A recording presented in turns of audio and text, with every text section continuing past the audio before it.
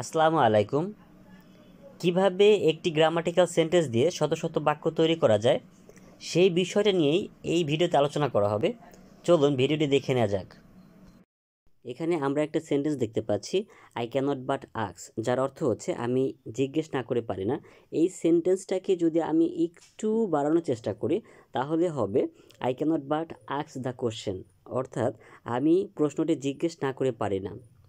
এখানে আমরা যদি গাইস একটু লক্ষ্য করি তাহলে দেখতে পাবো সাবজেক্ট হিসেবে আমরা আই ব্যবহার করেছি, দেন ভার্ব হিসেবে আমরা আক্স ব্যবহার করেছি, কিন্তু মাঝে আছে ক্যানট বাট।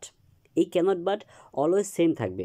গাইস আপনারা দেখেন যে এই ক্যানট বাট অলওয়েজ সেম রেখে শুধুমাত্র সাবজেক্ট এবং ভার্বটাকে পরিবর্তন করে আমরা শত শত বাক্য মেক করতে পারবো।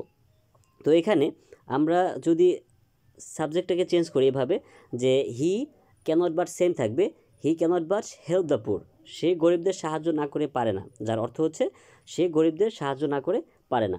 এভাবে শি ক্যানট বাট জাম্প, সে না লাফিয়ে পারে না।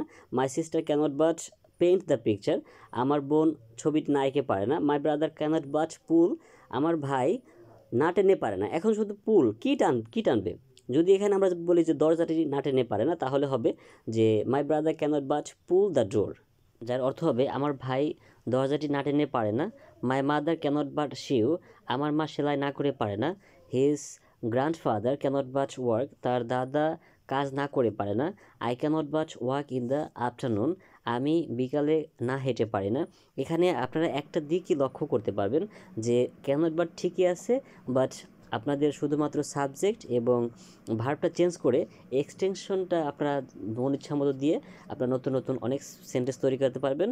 এবং আপনাদের জন্য আরও কিছু সেন্টেন্স আমি সামনে রেখেছি, আপনারা অবশ্যই ভিডিওটা দেখবেন, দেখে এই সেন্টেন্সে আর কোনো সমস্যা থাকবে না।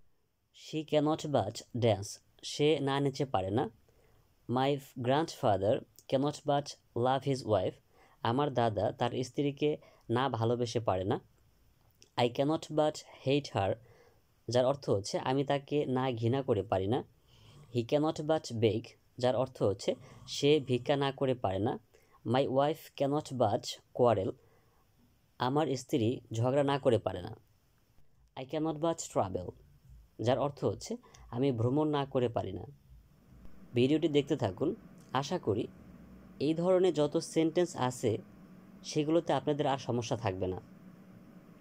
The baby cannot but cry, যার অর্থ হচ্ছে শিশুটি না কেঁদে পারে না। My father cannot but buy fruits, আমার বাবা ফলমূল না কিনে পারে না। Our government cannot but fight, যার অর্থ হচ্ছে আমাদের সরকার যুদ্ধ না করে পারে না।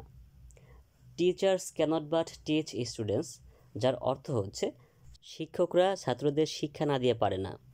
I cannot but speak English, আমি ইংরেজিতে কথা না বলে পারি না।